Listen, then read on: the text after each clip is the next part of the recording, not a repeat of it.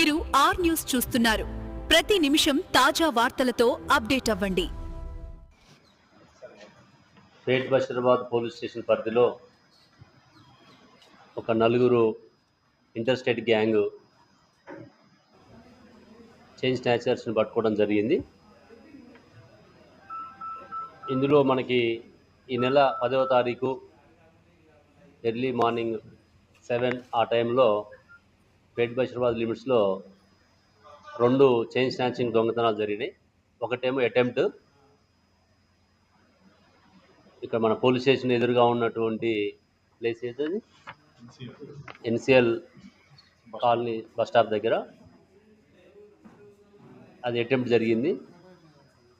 రెండవది వితిన్ ఒక 5 మినిట్స్లోనే 5 to 10 మినిట్స్లోనే శ్రీమేరు hospital దగ్గర ఇంకొక అఫెన్స్ అయింది. దాంట్లో సుమారుగా 3 తులాల వరకు మనకి ఎఫ్ఐఆర్లు ఎంత ఇచ్చారు, 4, మధ్యలో రికవర్లు 3 అని ఇచ్చారు. యాక్చువల్గా ఇంకెక్కువ ఉండే ఆమె మెడలో, తెగి వాళ్ళకి దొరికింది సుమారుగా 4 తులాలు. కొంత ఆమెకి పట్టుకోవడం వల్ల తెగటం వల్ల ఆమెకు దొరకడం జరిగింది.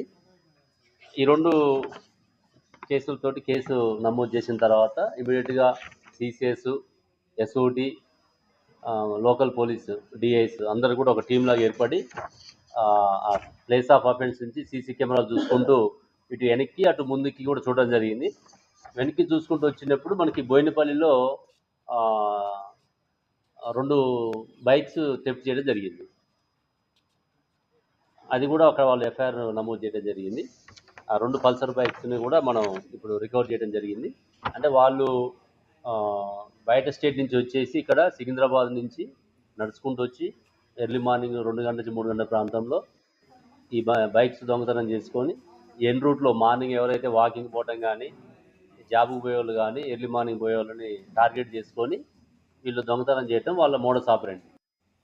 అందులో భాగంగా ఆ బోయినపల్లిలో 2 బైక్స్ థెఫ్ట్ చేసినందుకు అక్కడ 2 ఎఫ్ఐఆర్లు అయినాయి.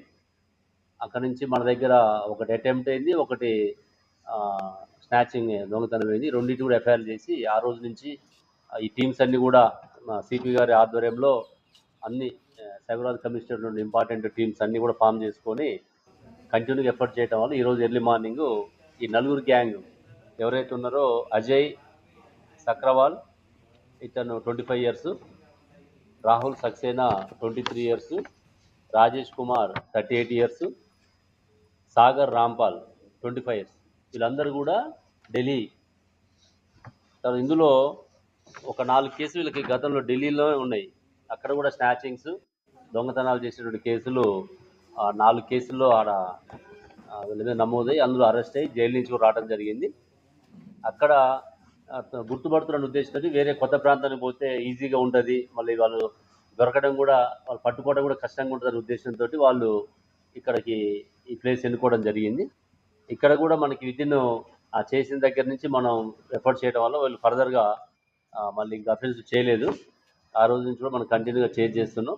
ఇందులో మనకి అంతా కూడా సీసీ ఫుటేజెస్ కావచ్చు, టెక్నికల్ ఎవిడెన్సెస్, హ్యూమన్ ఇంటెలిజెన్స్, తర్వాత మన క్రైమ్ వాళ్ళకి అందరికీ కూడా నేషనల్ వైడ్గా గ్రూప్స్ ఉన్నాయి మన వాళ్ళకి, అంటే అక్కడ పనిచేసే ఆఫీసర్స్